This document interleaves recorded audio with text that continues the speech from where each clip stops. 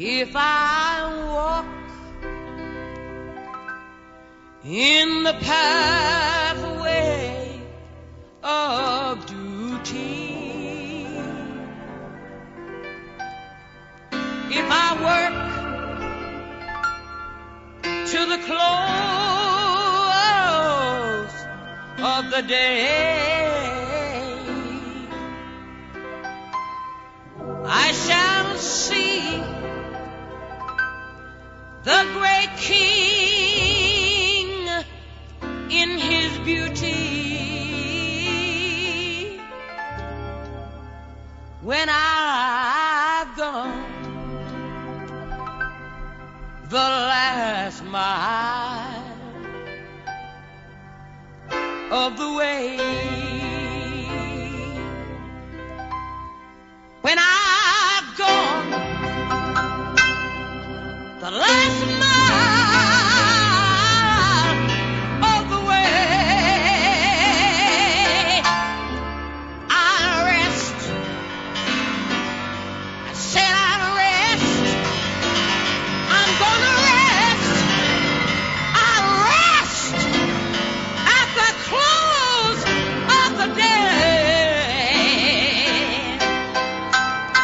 And I know there are joys, Lord, waiting for me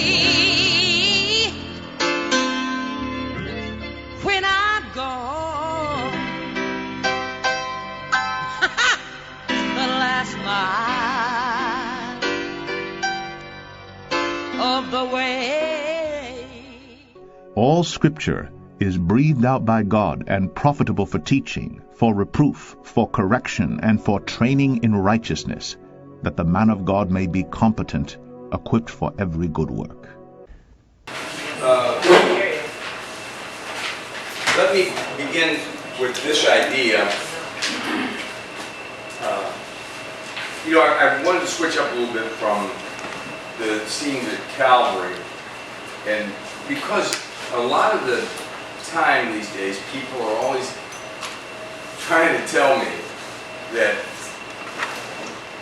what they think is spiritual or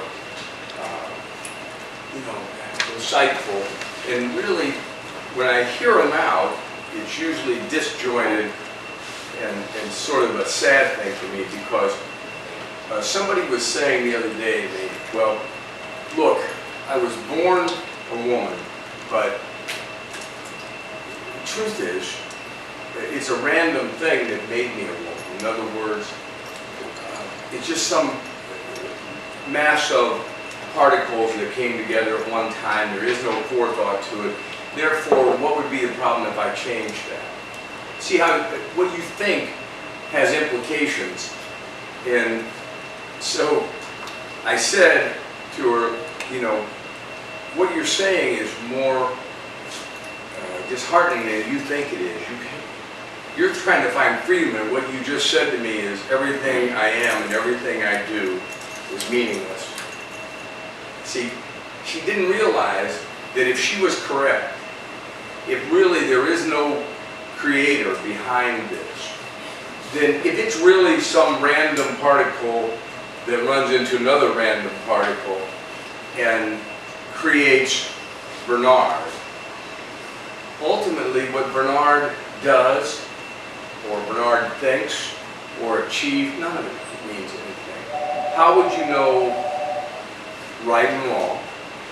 How could I tell you with any certainty that to sacrifice for her is a good thing, right? To take a second seat to him in life is wise. Well, that's all. It'd just be my idea. And it wouldn't mean anything any more than if I said to you the best thing you can do is when he turns his back, steal his wallet. He would have just as much right to say that to you. You follow me? So I said to her, your whole life is just meaningless. You just told me it means nothing. It's headed nowhere. It can have no ultimate purpose. And she said, well, I don't think about it like that. I said, it doesn't matter if you can think about it like that. You don't have to go one step beyond your statements to figure out that it's a sad, sad state of affairs you're maintaining we're in. And I'm a lot more hopeful than that. I think there's a plan behind all of the things, including you being born female. So if I'm right, it would be a sacred thing that you're tinkering with, not something at your own disposal to choose whether you be left-handed or right-handed or male or female. Well, I think she thought I was just an interesting old man. But I found her to be a very sad but ordinary young woman who hasn't really thought about her own philosophy of life and the complications of each of her thoughts, and that's kind of where does it lead me if I come to this. So there's a question, why was I born? Well, when I was young, they'd always say there were certain questions you had to ask yourself. Well, they quit asking those questions. When was the last time you were thinking about it, or when you were saying to a grandchild, you need to ask yourself, why was I born? Was it important that I was born? Does my next action mean anything? I mean, Keith is getting educated, Keith's got plans.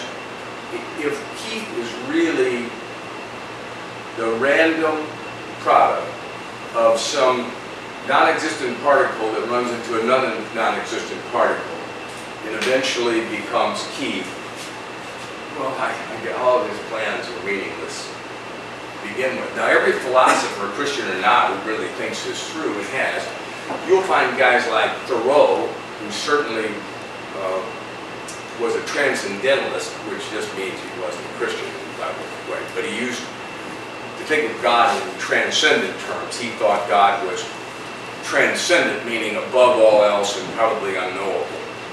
But he believed in a God. Well, he would say, if you watch men, they lead lives of quiet desperation. So you think about people. You're going to work every day to do what? To buy groceries, to go to work the next day to buy groceries, we might call it something else, to save up to go to the trip to Disney World, right? But in the long run, there's sort of a monotony to our lives that we hope to escape. We want them to mean something, and most people show you they don't think they mean anything. And Thoreau just said it, they just resign themselves to mediocrity, and they lead lives of quiet desperation, hunting for meaning somewhere. Maybe that next girl, you know what I mean? I'm sure if I moved to Houston, there's everything waiting there. No offense to moving to Houston, but you understand, you know what Houston's like? Houston's like Springfield, it's like Pittsburgh. It's like the people you meet in Houston are like the people you meet in San Diego or Tampa. They're human beings, and they're all getting up tomorrow morning to go to work, to pay the rent, to buy the groceries, so they can go to sleep safely and get up and go to work, to buy the groceries and pay the rent all over again. And that's what we do, basically, our whole life. Now, you can color it any way you want, and you can talk about how the moments that you had of relief from that when you went to Disney World, or you went to see the Red Sox play and you sat in Fenway for the first time, whatever it might be. In the end, we're getting up with the same fears, right? We're afraid we don't have enough money to do what we need to do and then what we want to do. And then when you have enough money to do what you not only need to do, but what you want to do, you spend all your time afraid you're going to lose the money that you got to do what you need to do and want to do. Now that is really life. If you think it isn't, you watch, everybody is a have-not, wants to be a have, and then you watch the haves, and they long to go back. Every time you get around rich people, like in Florida, if you meet a bunch of guys who are retired bankers or art dealers or anything, every time I meet them, and you really get to know them, they're just terrified they're going to run out of money. And the guy, you're looking at them and you're thinking, but you could lose a lot of money today. Some of these guys you run into, I mean, really, you say to them, if you lost $20,000 in the next hour, does it make any difference? And the answer is no. But he's sweating bullets. You're like, everybody lives to get to where you are, and now you're here, and you wish you could go back and just be the boy out playing catch this afternoon. Okay, that's all you really want, right? And then you can see them, and I say to them down there, your life is so dull that you ought to commit a crime, because federal prisons, when you're old, aren't too bad. They put you in kind of minimum security things, and they're a lot more entertaining, and the guys are better class than bankers who are retired. Nothing is worse than a bunch of bankers sitting at a table who have made all the money they need to make and are now living in Florida. Talk about dough. They say things like, these are real conversations I'd be down at market. Yeah. You know, check those computers, and then they say, oh yeah, my God, if we get down there, of course, we can get 18 in by noon. They got a special, like, I think it's like a tilapia thing, you know, and you're listening, and they're like, then we get another 18 and meet the girls and go to dinner. Whew. Man, that's real exciting. That's the every day. That's what you sentence yourself to. Listen, they wouldn't be that hard on you. In some, said, look. Plus, you always wanted to make a mark. Suppose you get down. I think when you get to be 75, 80, you rob a federal bank. They give you 4 years. They don't want you to die in there. You know, they want you out. So just have a little excitement. You know what I mean? At least when I meet you and you're planning another burglary or a robbery, it would be exciting over here instead of the golf stuff. Gee, I bet those women are just looking forward to having you guys come home. Really excited. You can tell them all about the 36 holes you played today. That's fun way to end their life. That wasn't their dream either, right? But that's really what we do, and those guys have won. Most of us don't win, right? Most of us find some way not to even win here.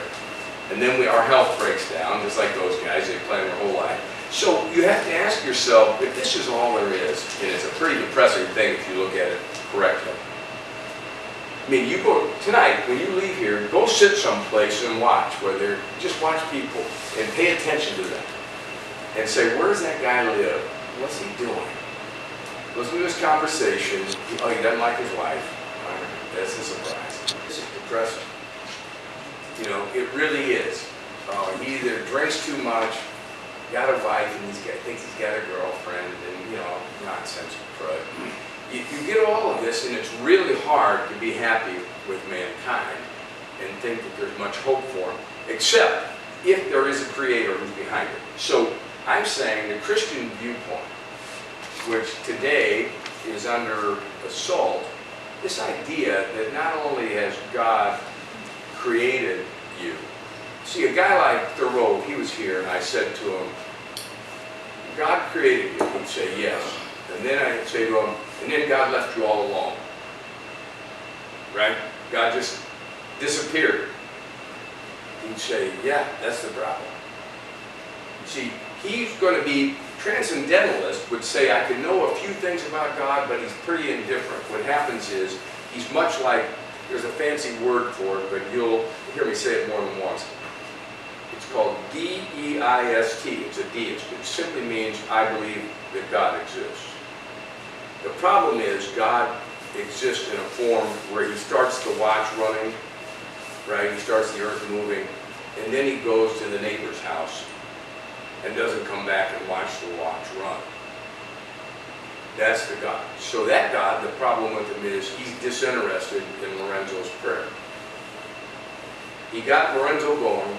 The natural laws are in place. The storms will come. The clouds will go. The sun will keep rising and setting in the way we say it. Right? The earth will keep spinning. But this God is not near. The Christian God has a different feel. He's the one that's walking up the hill of Golgotha. Okay? He's the one who cares about John. He's the one on the cross saying to his mother, this is your son. And to John, this is your mother now. Take care of her. Right? He's the one asking God the Father to forgive the people who are driving stakes into his hand. This is a different kind of God.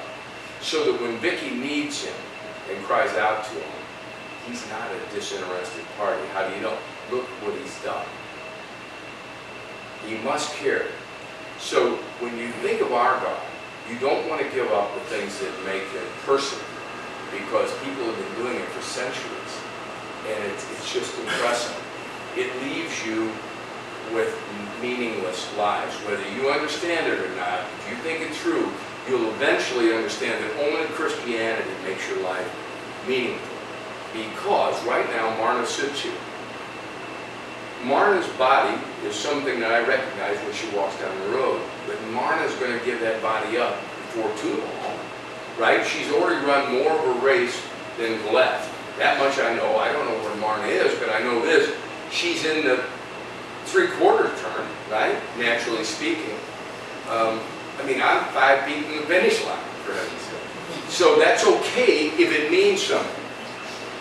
But it better mean something. And I can't make it mean anything by wanting it. I can only make it mean something if it does, because God has determined that my life meant something. Okay, so when you look at the second thing, have I ever done anything that really matters? I'm just saying the same thing I was trying to say there.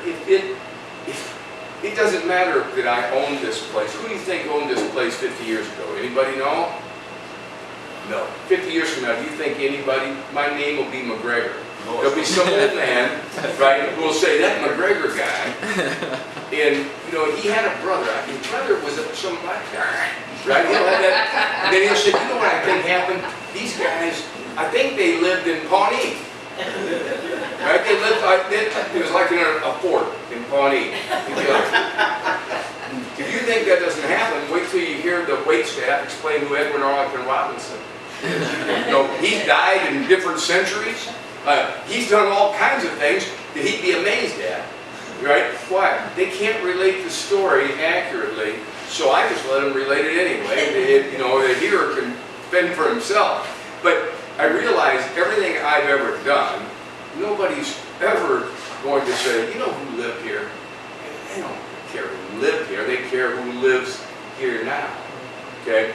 So when you think about your own life, the mark you are going to make is not even going to be a smudge unless I'm right that God has a plan and you're part of it. Otherwise, it's just all much ado about nothing.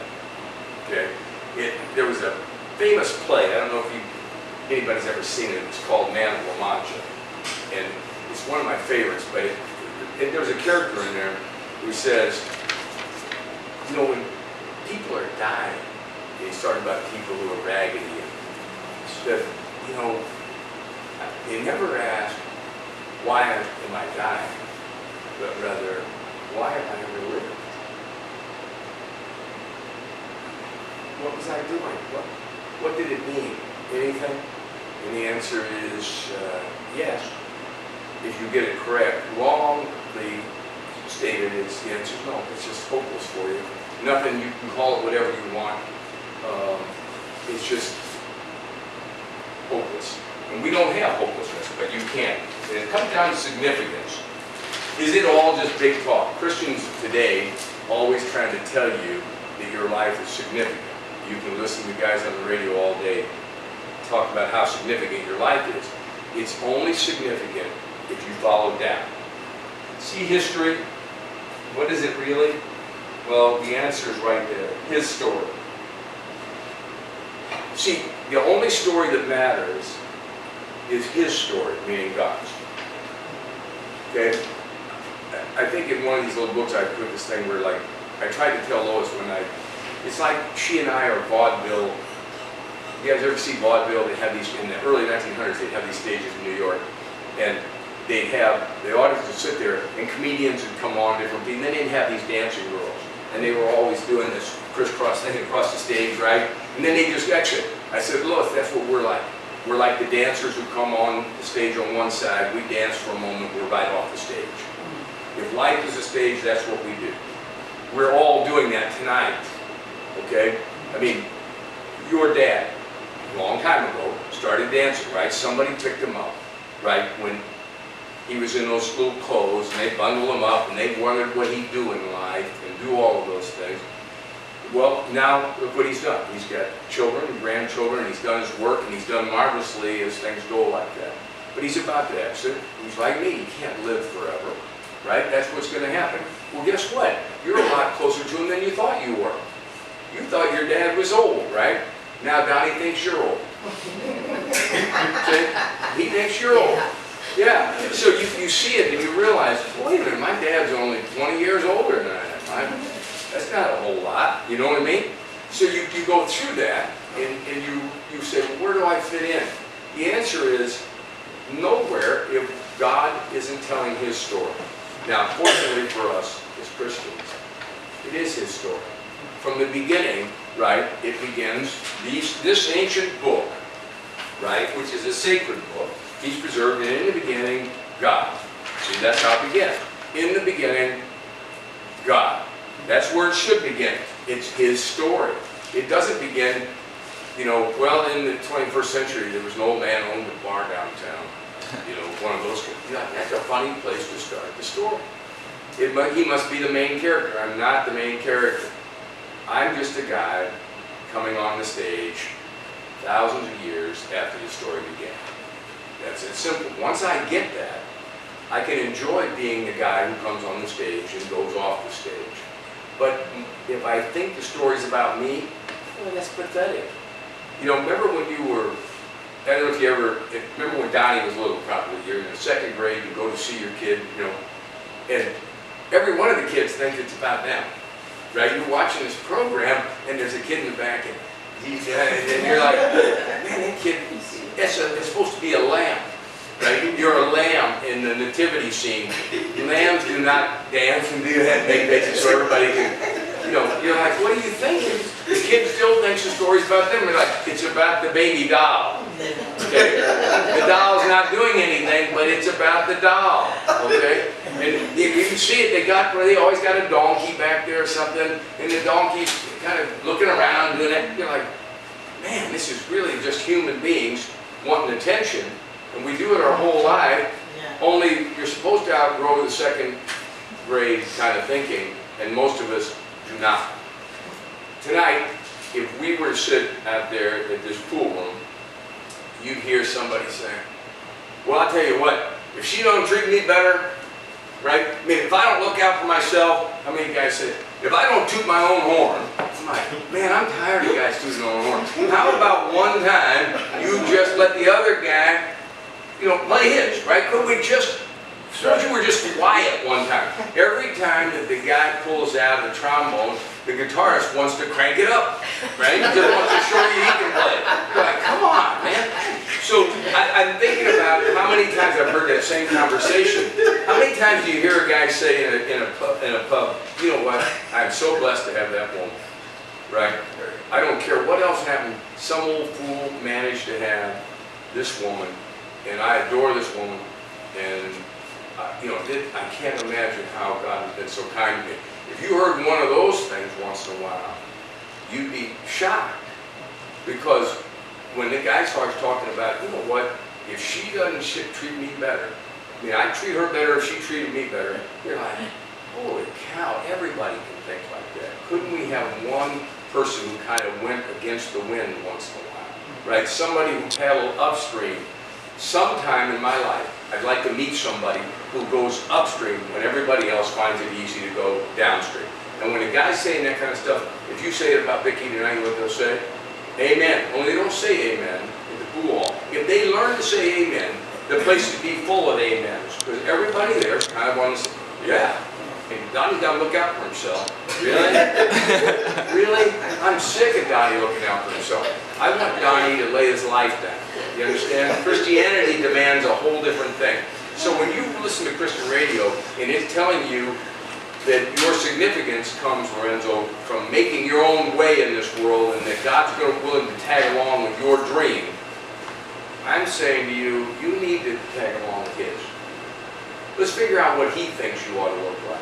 Let's figure out what he made you for. Right? Let's find out where you fit in the play.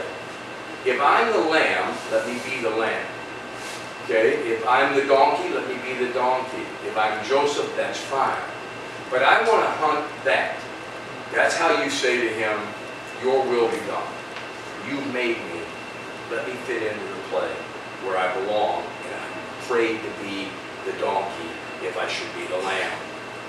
See? That's why when you get that kind of a thing in life, you're anxious to find out that you can be, your life can be fulfilling if you can find your spot. How did he make me? Becomes an important thing. Not, I've got this idea that I like Marna's lifestyle, so I'm going to be like Marna. Well, maybe God didn't make you like Marna, right? I mean, maybe you're different.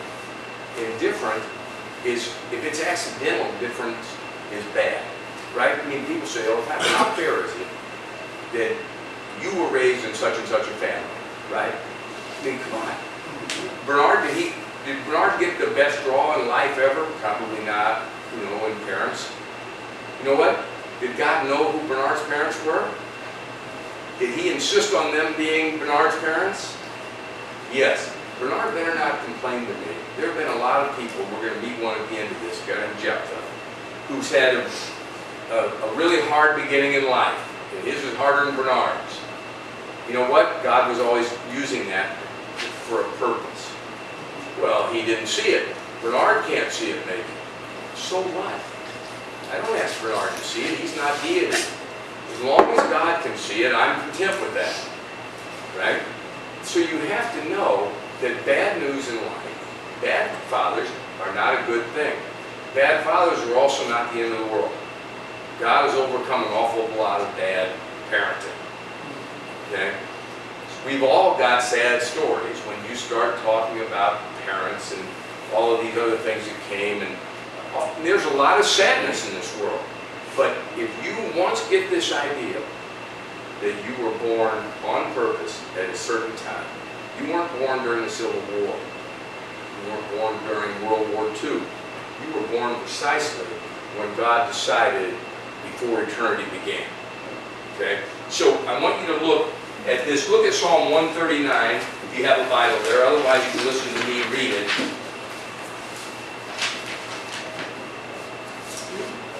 And regardless of how I sound, I mean to be really encouraging. Now I'm trying to give you at the same time, my own heartache at listening to people telling me their philosophies of life. It's really sad. I'm getting old enough, I can't duck it much. This is verse 13 of Psalm 139. For you formed my inward parts. You covered me in my mother's womb.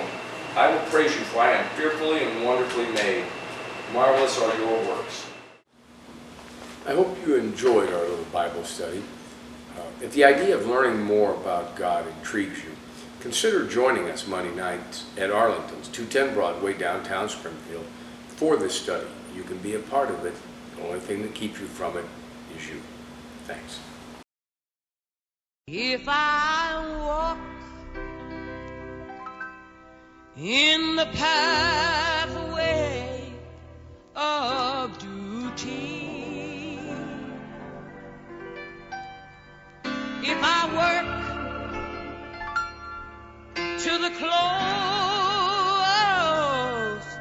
of the day, I shall see the great King in his beauty. When I've gone the last mile of the way,